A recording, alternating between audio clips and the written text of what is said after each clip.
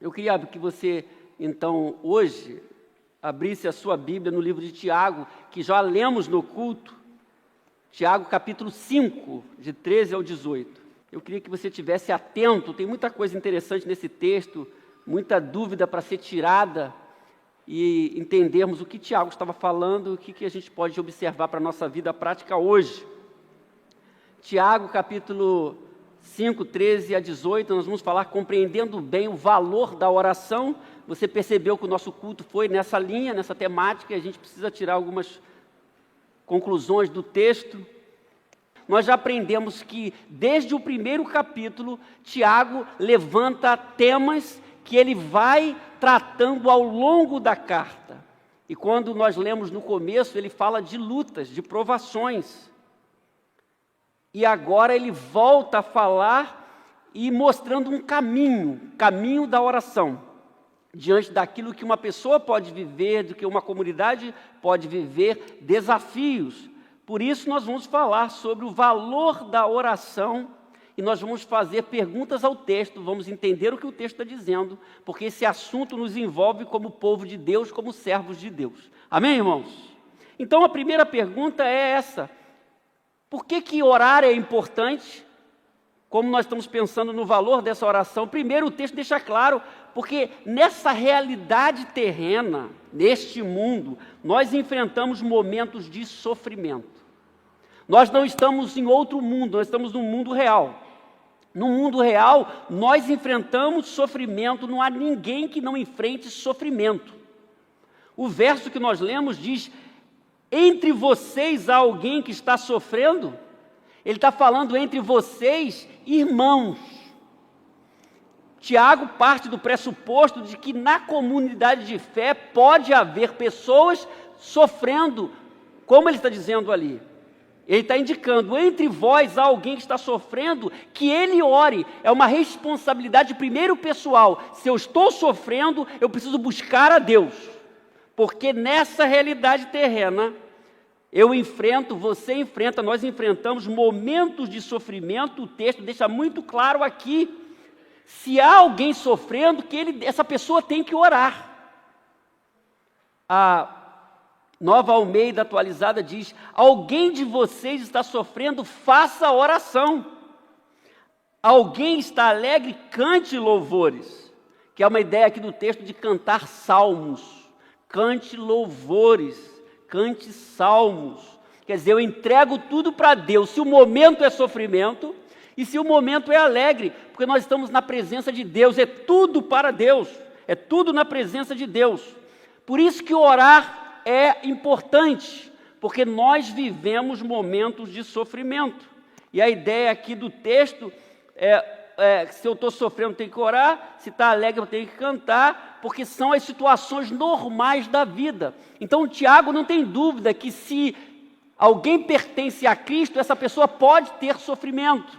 Nós não entendemos de que eu sou de Jesus, eu não passo sofrimento, porque o próprio Jesus disse que no mundo tereis aflições, tereis tribulações.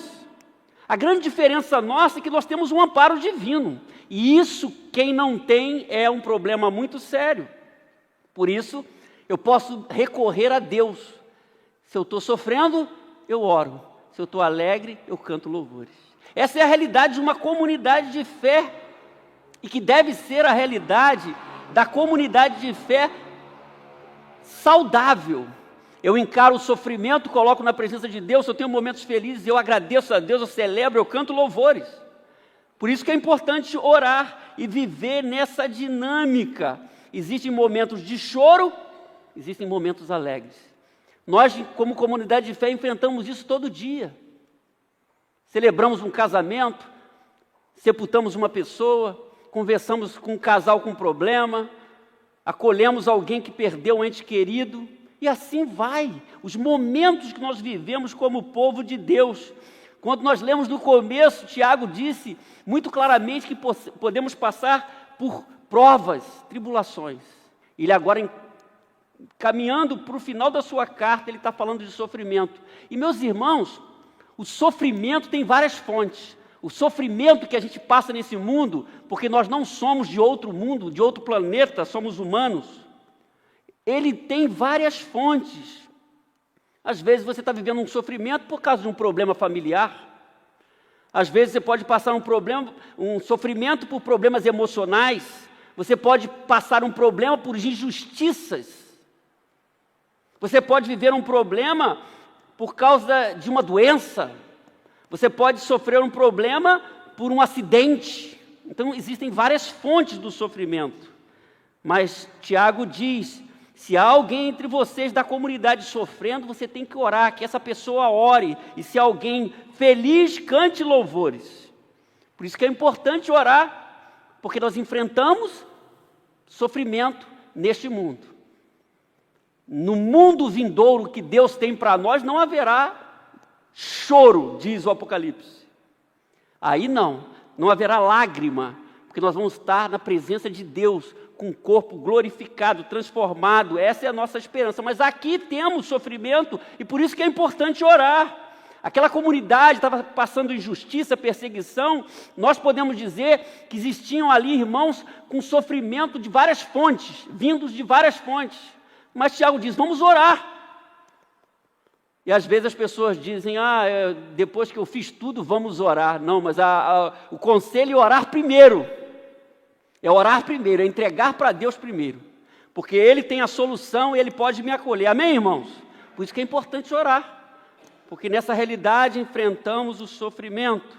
Por que é importante orar? Em segundo, na palavra de Tiago, porque nessa realidade terrena carecemos do socorro divino.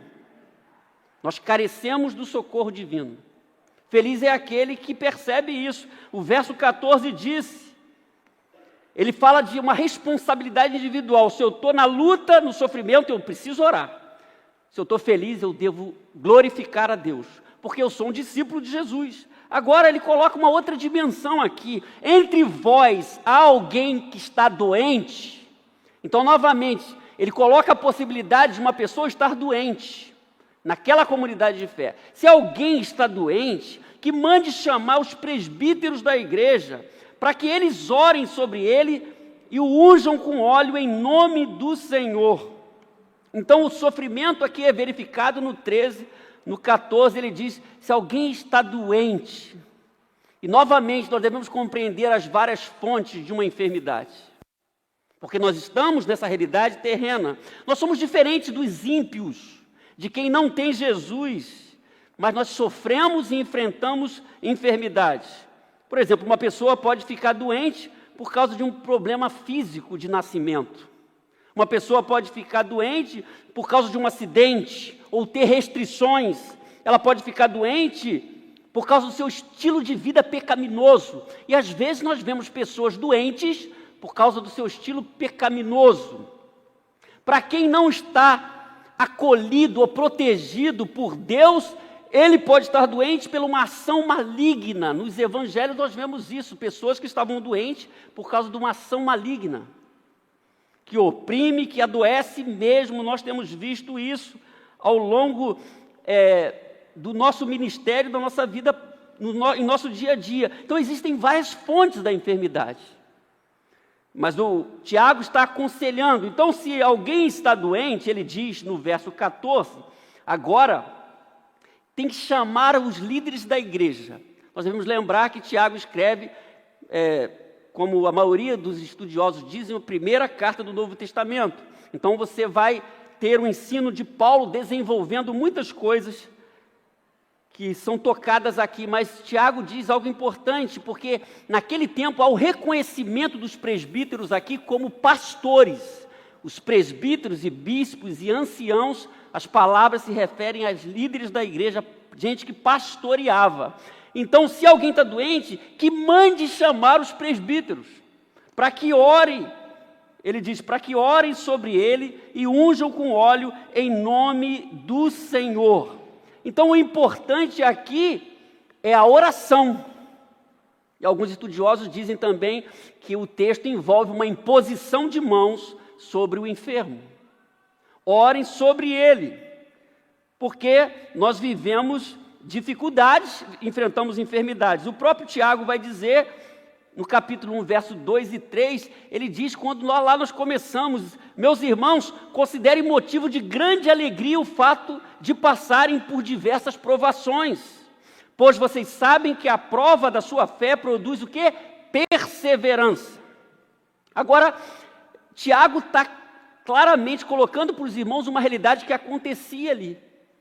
Dificuldades, enfermidades. Então ele diz agora, se você está vivendo sofrimento, você ora. Se você está vivendo um momento de enfermidade, você chama os pastores.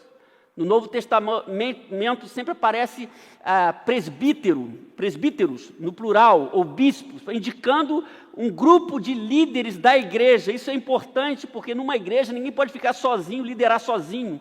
Presbíteros, bispos, anciãos, líderes da igreja precisavam ser chamados ali para interagir com aqueles irmãos. Então, todas as vezes que você vê a palavra presbítero e bispo, se refere àquelas pessoas que pastoreavam. O texto diz, unjam com óleo em nome do Senhor. É interessante essa expressão e a gente entender como que ela se aplicava naquela realidade e se aplica para a nossa vida.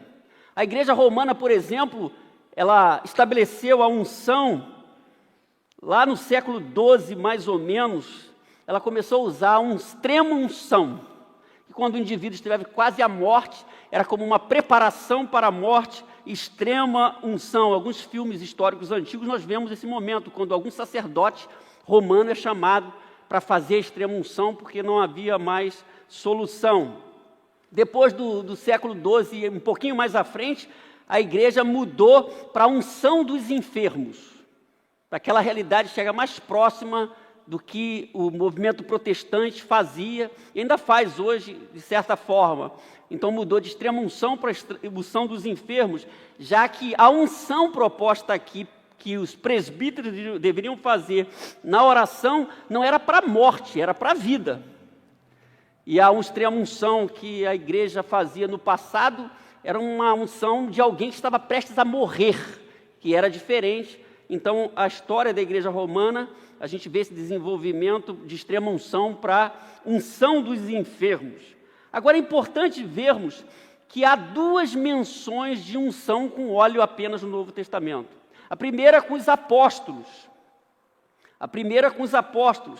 Eu vou alterar a ordem aí. Em Marcos, que é o primeiro texto, o primeiro evangelho, na ordem cronológica do Novo Testamento, é dito, expulsaram muitos demônios e ungiam muitos doentes com óleo e os curavam, como um símbolo espiritual, símbolo do cuidado pastoral, a gente podia dizer. Os apóstolos fizeram, há só essa menção aqui. E a menção de Tiago nesse texto. Mas é interessante percebermos que nesse momento de Marcos há um símbolo de uma ação, há um símbolo espiritual. E na parábola do bom samaritano, que você está acompanhando ali, o sentido é outro.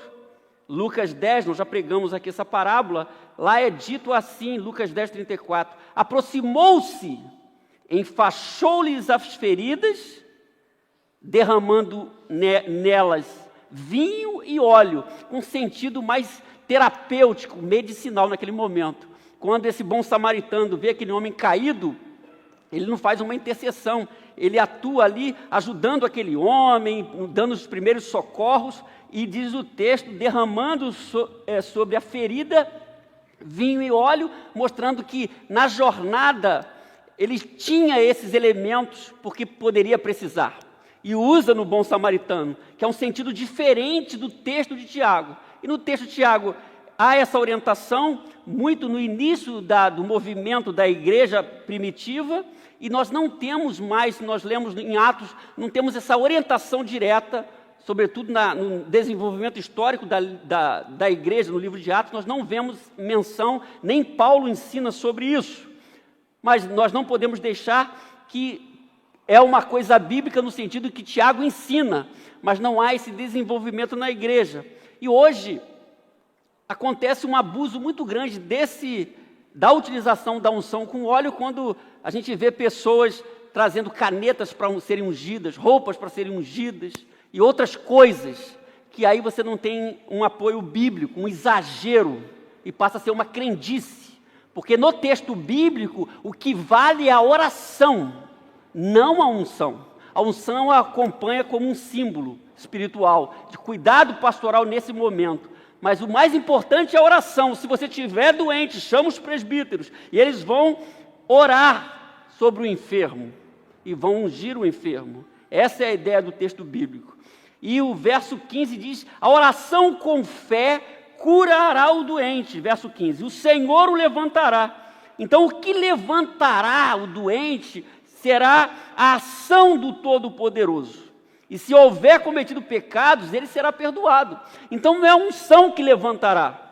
Então, eu não posso sair por aí buscando unção com óleo que alguém me unja para eu ser curado.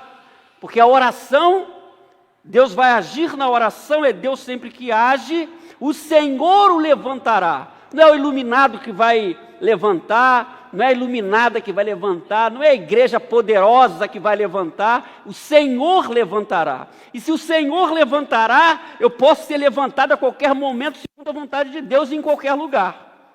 Amém? Não em um lugar específico, não numa igreja que alguém diz aqui, cai fogo do céu, né? Foge disso.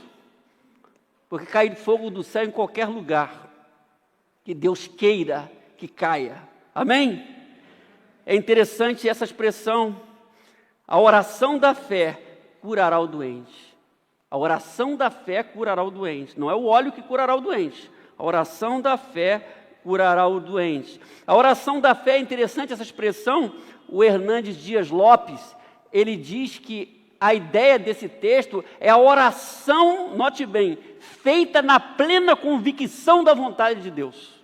A oração na plena convicção da vontade de Deus. Porque nós olhamos esse texto da oração, que a gente chama da teologia da oração, nós não podemos isolar uma parte. Essa parte eu gosto, eu quero trazer para a minha vida, aquilo não. Eu tenho que entender o todo do ensino de Tiago, do Novo Testamento e da Bíblia.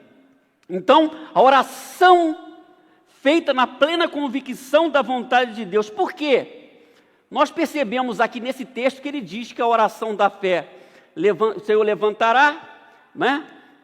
O texto diz isso, a oração com fé curará o doente, o Senhor o levantará. Mas todas as vezes que os servos de Deus oraram, o doente se levantou? Essa é a pergunta. Não. Nós vemos exemplos na Bíblia claros, mas quando a gente tem que estar em sintonia com o agir de Deus, o que Deus quer fazer naquele momento com aquela pessoa, nem sempre é a mesma coisa. Nós aqui na igreja, nós não entendemos que toda pessoa vai ser curada, porque Deus tem a sua vontade. Nós não entendemos que toda pessoa vai ser curada fisicamente, porque na Bíblia nós não vimos todas as pessoas sendo curadas. E nós devemos pensar na sintonia com o ensino bíblico. O apóstolo João, já estudamos de uma forma bem detalhada aqui, em sua carta, no capítulo 5, verso 14 e 15, você vai acompanhar aí, e o próprio livro de Tiago. Então, quando nós queremos entender um assunto, nós vemos o que o livro que trata do assunto está falando, o que o Novo Testamento está falando, o que a Bíblia toda está falando, para nós chegarmos a uma visão bíblica. Há uma verdade aqui em Tiago, que o Senhor levanta, mas não é toda a verdade do Novo Testamento que eu preciso entender. João diz, essa é a confiança que temos ao nos aproximarmos de Deus. Nós fizemos isso aqui agora na oração, o pastor Heber conduziu. Se pedimos alguma coisa de acordo com a vontade de Deus, Ele nos ouvirá. E se sabemos que Ele nos ouve em tudo o que pedimos, sabemos que temos o que dele pedimos. Olha só, se pedirmos alguma coisa segundo a sua vontade, nós não partimos do pressuposto que é sempre a vontade de Deus curar. Eu tenho que entender a vontade de Deus, essa é a confiança que temos ao nos aproximarmos de Deus. Se pedimos alguma coisa de acordo com a sua vontade, com a vontade dele, ele nos ouvirá. O próprio Tiago diz aqui no capítulo 4, 3, preste atenção. Quando pedem, não recebem.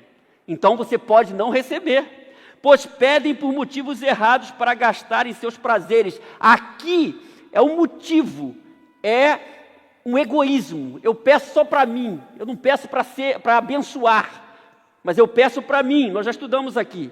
Quando pedem, não recebem. Então eu posso orar e não receber, porque eu estou pedindo por motivos egoístas. Eu posso não receber porque aquilo não é a vontade de Deus.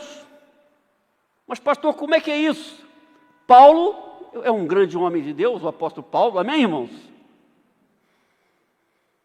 Paulo, ele desenvolveu um ministério fabuloso, e quando ele escreve à igreja, aos Filipenses, no capítulo 2, 26 e 27, a igreja envia para ajudá-lo no seu momento de luta ministerial e missionário um homem chamado Epafrodito. E lá no texto de Filipenses diz que esse homem ficou doente quase à morte. E Paulo se entristeceu. E ele falou, não queria ter tristeza sobre tristeza. O texto não fala, eu declarei para Epafrodito ficar, levanta agora, eu ungi com óleo assim, assado, eu fiz uma campanha de oração. Não. Claro que ele orou, é óbvio que ele orou. Ele é um homem de Deus que recebe um ajudante no seu período missionário, como ele teve vários, Epafrodito, que fica doente, e a indicação mostra que aquele homem quase morreu. Há um outro episódio com Paulo, não é? Que é Trófimo, escrevendo a Timóteo, ele fala do mesmo jeito, que esse homem ficou doente, muito enfermo. O próprio apóstolo Paulo tinha um espinho na carne que ele orou várias vezes, 2 Coríntios capítulo 12, e Deus apenas disse, a minha graça te basta. A minha graça te basta. Naquela situação específica, Deus não curou Paulo, ou não aliviou a carga de Paulo. A minha graça te basta. Então note bem, meus irmãos, dos exemplos dos apóstolos, nós temos momentos no livro de Atos, por exemplo, de curas fantásticas, em outros momentos que não houve a cura. Nós precisamos entender isso dentro da palavra de João, entender a vontade de Deus, a minha relação com Deus, porque novamente nós não partimos do pressuposto que você é crente e Deus cura tudo. Deus tem planos que estão acima dos meus, do que Ele está fazendo, o que Ele está agindo, como Ele está fazendo, então isso é importante.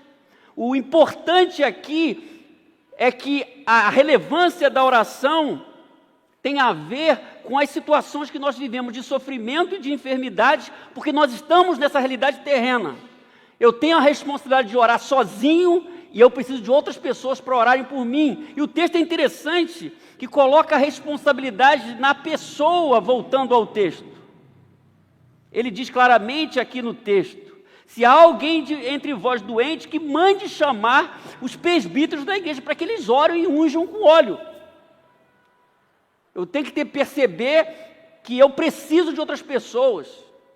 Eu tenho que pedir ajuda. Porque nós, nessa realidade terrena, enfrentamos dificuldades.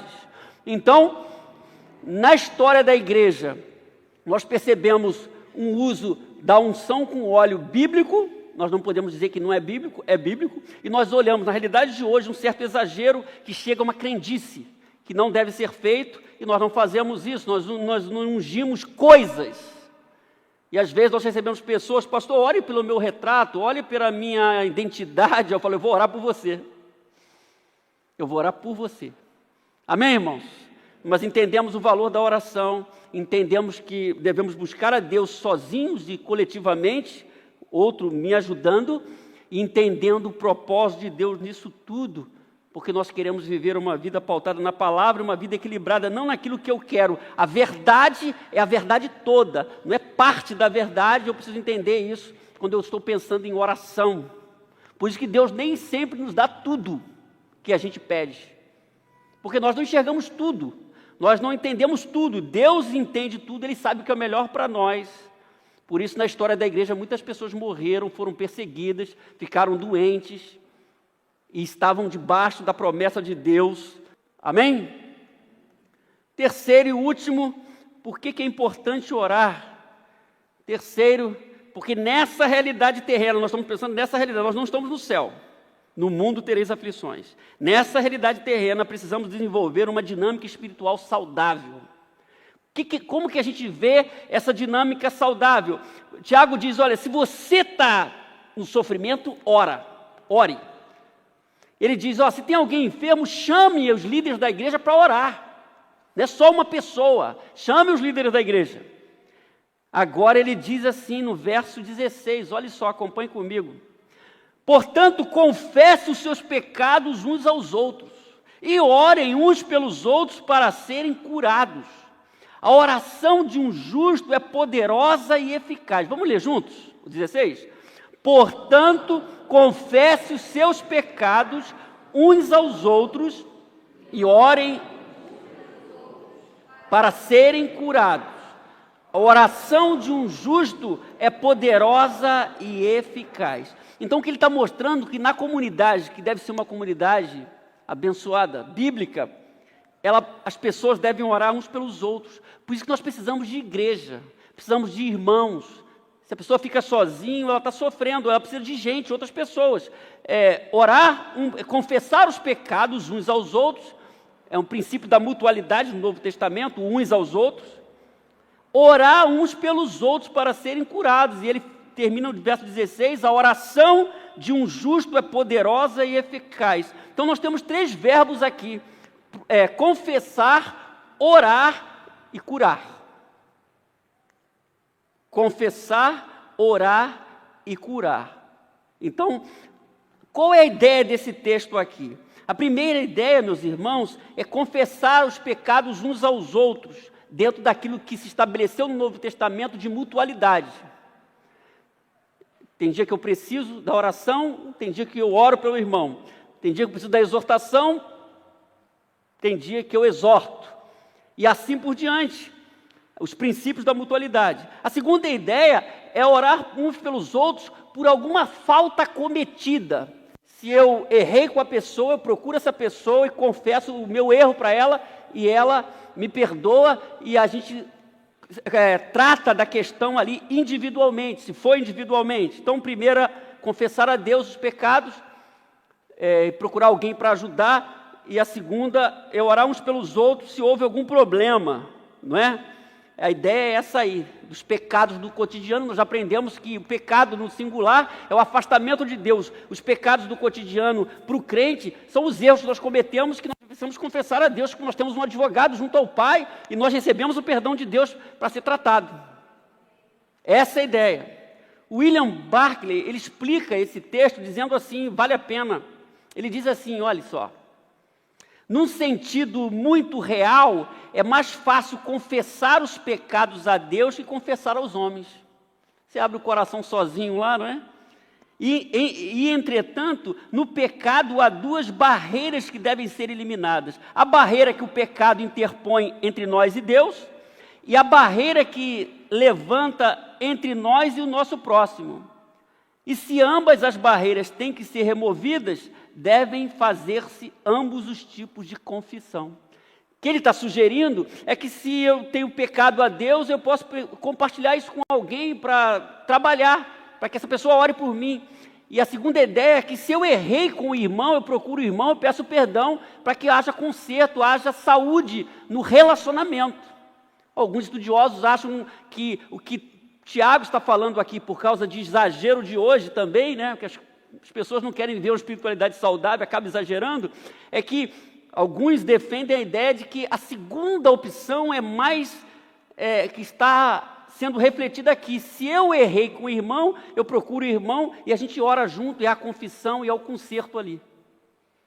Porque às vezes há exagero que as pessoas, elas param até falar com Deus, tudo tem que falar com alguém, que também é um erro. Nós devemos entender, nós estamos vivendo uma vida bíblica, a partir, sobretudo, da orientação à igreja no Novo Testamento, dos apóstolos. Eu preciso viver uma vida equilibrada, e é assim que a gente tem que ver. Mas a gente não pode fechar a questão. Se há um problema, eu posso pedir ajuda a alguém para orar comigo, e se eu ofendi alguém, eu posso procurar esse alguém para que haja o conserto.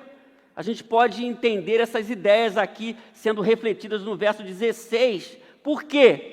Porque a oração me ajuda a desenvolver uma espiritualidade saudável. Nós falamos na semana passada sobre compromisso e fervor, que você não pode ter fervor se você não pratica as disciplinas espirituais, e uma delas é a oração.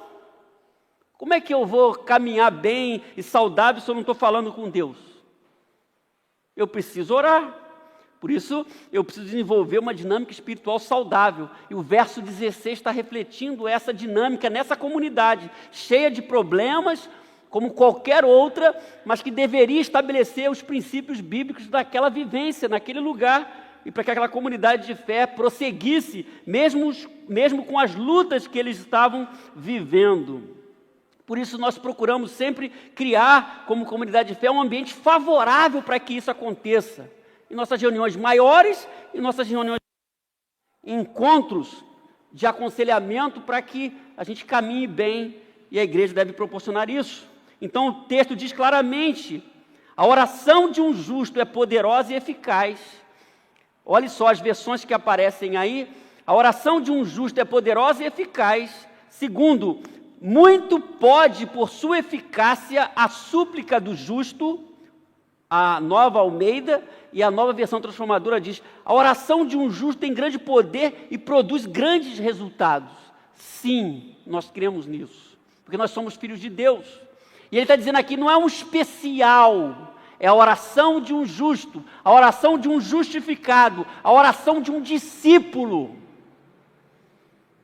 Costumeiramente, no ambiente evangélico, sobretudo brasileiro, as pessoas vão elegendo uma pessoa que ela diz que ela é a pessoa que vai resolver o problema.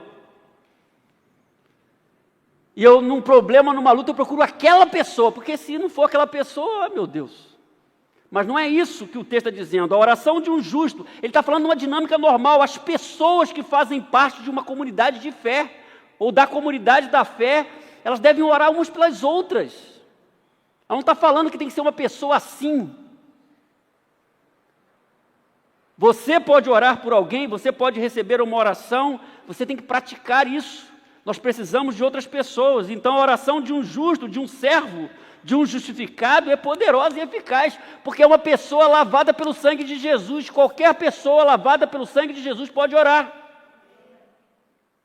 E às vezes as pessoas, pastor, eu encontrei uma pessoa e eu ia marcar aí para estar contigo aí, ou trazer aqui para a igreja, e aí das vezes que eu posso, sempre faço: por que você mesmo não orou? Por que mesmo você não estendeu a mão? Você tem autoridade. Você tem autoridade, você tem a capacidade, mas às vezes no mundo imaginário da mentalidade evangélica, as pessoas vão criando umas coisas esquisitas, que uma pessoa só que tem que orar, que essa pessoa é poderosa. Agora, você tem que estar ok com Deus, você tem que estar com a sua vida saudável, para você orar por alguém, para estender a mão sobre alguém, pedir a Deus que cure, que liberte. É claro que você não pode andar de qualquer jeito para fazer isso. Por isso ele diz: a oração de um justo é poderosa, muito pode por sua eficácia a súplica de um justo, porque Deus está ouvindo os seus discípulos. Amém, irmãos? Mas eu preciso tirar essa ideia de que aquela pessoa é a pessoa. Aquela pessoa é um servo, é alguém transformado por Deus, salvo, marcado, selado com o Espírito Santo, tem autoridade. Nós devemos viver essa dinâmica saudável, por isso que é importante orar. Porque precisamos desenvolver essa dinâmica espiritual saudável em um lugar de pessoas salvas. O pastor Gregory Friesel, num livro dele chamado Liberando o Fluir do Avivamento, ele diz que o avivamento e o poder neotestamentário, quer dizer, o que a gente enxerga no Novo Testamento, são sempre centrados ao redor de, primeiro, oração fervorosa, particular e corporativa, quer dizer, oração na minha individualidade, oração comunitária. Segundo, pregação bíblica, por isso nós levamos a sério a pregação bíblica. Terceiro, unidade relacional. E quarto, arrependimento profundo. Então, nós estamos pensando no valor da oração e como um elemento importante no despertamento que nós precisamos, agora, amanhã e depois. A igreja brasileira precisa crescer, precisa se despertar. Esses elementos nós vemos no Novo Testamento e sem os quais nós não vamos chegar aonde Deus quer. Oração fervorosa, particular e corporativa, pregação bíblica, unidade relacional, quer dizer, eu preciso entender que eu faço parte do corpo de Cristo, interagir e fazer a minha parte e receber o que os outros podem fazer por mim e fazer o que eu preciso fazer e manter o arrependimento profundo. O constrangimento que às vezes nós não estamos acertando, ou que aconteceu alguma coisa fora da curva, fora do plano de Deus, que eu preciso reconhecer e confessar a Deus. E isso pode acontecer individualmente e coletivamente, para que eu seja tratado, sarado. Por isso que é importante orar, porque nós precisamos desenvolver essa dinâmica saudável. Não dá para ser o crente do jeito que Deus quer sem oração. E o texto termina dizendo, Tiago traz o exemplo de Elias, e ele ratifica o que nós estamos falando até aqui, nós temos que ser crentes bíblicos. O 17 e 18 ele diz assim, ele traz um exemplo. Se a oração de justo é poderosa, ele traz um exemplo. Elias era humano como nós, por isso eu quis manter essa expressão nos 3 tópicos, nesta realidade terrena. Elias era humano como nós, Elias não era um ET, Elias não era um super profeta, ficou deprimido, ficou com medo, disse que só ele tinha ficado quando tinha ficado mais gente. Lê o texto, você vai ver aí. Elias era humano como nós, mas uma coisa interessante, ele orou fervorosamente para que não chovesse, e não choveu sobre a terra durante 3 anos e meio.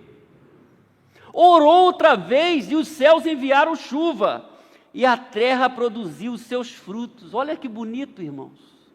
Essas pessoas são como nós, homem como nós, humano como nós. É interessante esse fato de Elias que Tiago está levantando, porque Elias é levantado como profeta e é usado poderosamente depois Eliseu em sequência, porque havia uma desobediência grande no meio do povo de Deus e muitas pessoas estavam se voltando para Baal, culto a Baal, que na mentalidade deles e de quem se dobrava nos altares de Baal, era o Deus responsável pelas bênçãos.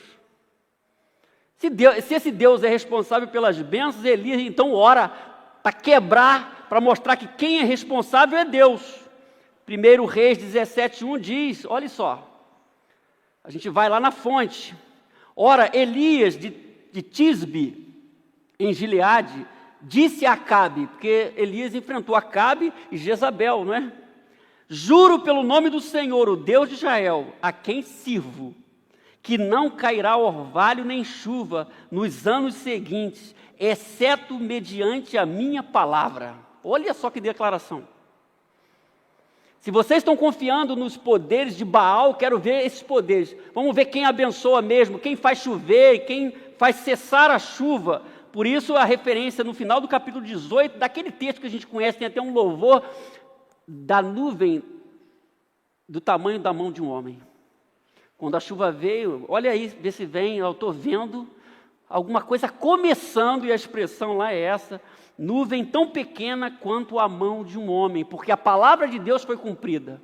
Mas o mais importante desse exemplo, meus irmãos, que Tiago está dando, e nós estamos indo lá na fonte, é que Elias era um homem humano como nós, para mostrar a importância de cada um na comunidade da fé, a importância da oração, a importância de orar uns pelos outros, a importância da vivência comunitária saudável, que envolve confissão. Ele traz esse exemplo aqui.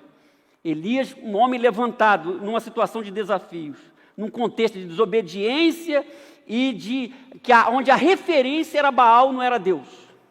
Quando Deus usa Elias de uma forma tão poderosa assim, para mostrar que ele que governava, ele que mandava a chuva, ele que abençoava as plantações, não Baal. Isso é muito bonito para a gente ver. A importância de um homem de Deus, de uma mulher de Deus, isso é importante. Elias era humano como nós, ou Elias era um homem semelhante a nós, e a Nova Almeida diz, sujeito aos mesmos sentimentos. Isso significa que Elias era uma pessoa como a gente, sujeito aos mesmos sentimentos. Mas ele orou e Deus usou, porque ele se colocou nas mãos de Deus. Então Tiago traz esse exemplo de um homem como nós, sujeito às mesmas coisas, mas que foi um canal de Deus em oração, num momento histórico daquela nação, como nós precisamos ser hoje, servos de Deus, clamarmos a Deus, entendemos a vontade de Deus, que às vezes em problemas individuais, em problemas coletivos e em problemas da nação, como era o caso de Elias, ele se levanta, ele ora e Deus faz coisas extraordinárias. Amém, meus irmãos? Por que é importante orar? Primeiro, porque nessa realidade terrena enfrentamos momentos de sofrimento. Mas ninguém aqui que não enfrente lutas, está tudo bem agora, amém, porque eu disse, enfrentamos momentos de sofrimento. Ninguém vive sofrendo toda a vida. Se está sofrendo toda a vida, tem algum problema aí. É outra coisa. Nós enfrentamos momentos de sofrimento. E quando enfrentamos momentos de sofrimento, nós falamos com Deus. Amém? É importante orar, porque nessa realidade terrena também carecemos do socorro divino. O socorro divino. Então, nós oramos a Deus, ou pedimos alguém para orar por nós, que às vezes você nem consegue orar, e o texto diz isso.